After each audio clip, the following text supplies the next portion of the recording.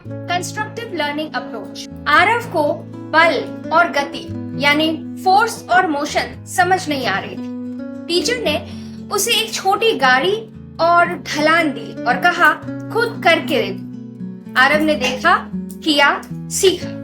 यही है constructivist approach, जहां बच्चा अपना ज्ञान खुद बनाता है अनुभवों से। तो चलिए समझते हैं कि कैसे कंस्ट्रक्टिव लर्निंग अप्रोच छात्रों को एक्टिव लर्नर बनाता है।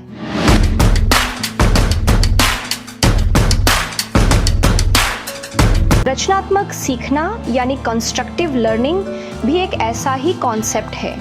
टीचर्स के लिए इसे समझना ज़रूरी है। कंस्ट्रक्टिव लर्निंग का मतलब है स्टूडेंट्स खुद अपना नॉलेज बनाते हैं, वो बस यूं ही इंफॉर्मेशन रिसीव नहीं करते। लर्नर्स नई इंफॉर्मेशन को अपनी पुरानी नॉलेज से जोड़ते हैं। इससे उन्हें समझने और याद रखने में मदद मिलती है।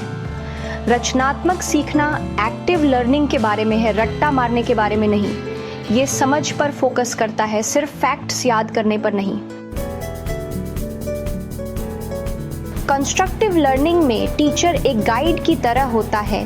वो सिर्फ लेक्चर नहीं देता, बल्कि वो लर्निंग को आसान बनाता है। टीचर्स एक्टिविटीज़ बनाते हैं। ये एक्टिविटीज़ स्टूडेंट्स को एक्सप्लोर करने के लिए एनकरेज करती हैं।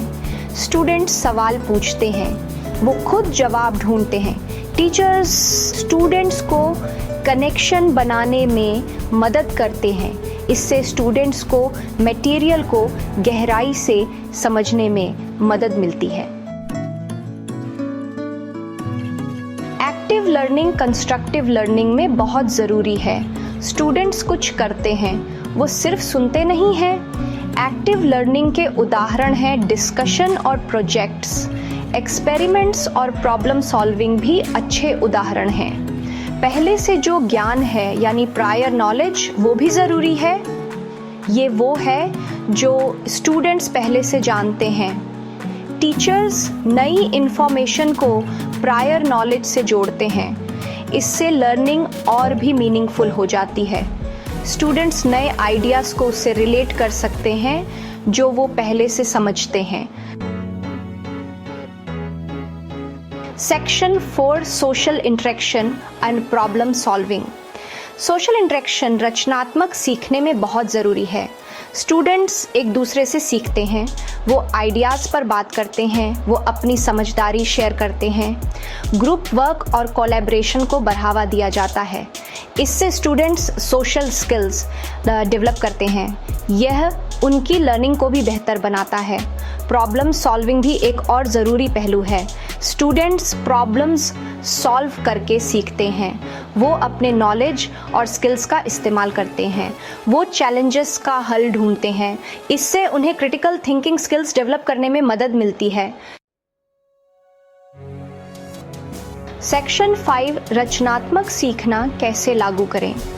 टीचर्स कई स्ट्रैटेजीज इस्तेमाल कर सकते हैं। एक स्ट्रैटेजी है ओपन एंडेड क्वेश्चन पूछना। इन क्वेश्चंस का कोई सही या गलत जवाब नहीं होता, ये सोचने के लिए प्रेरित करते हैं। दूसरी स्ट्रैटेजी है असली दुनिया के उदाहरण इस्तेमाल करना।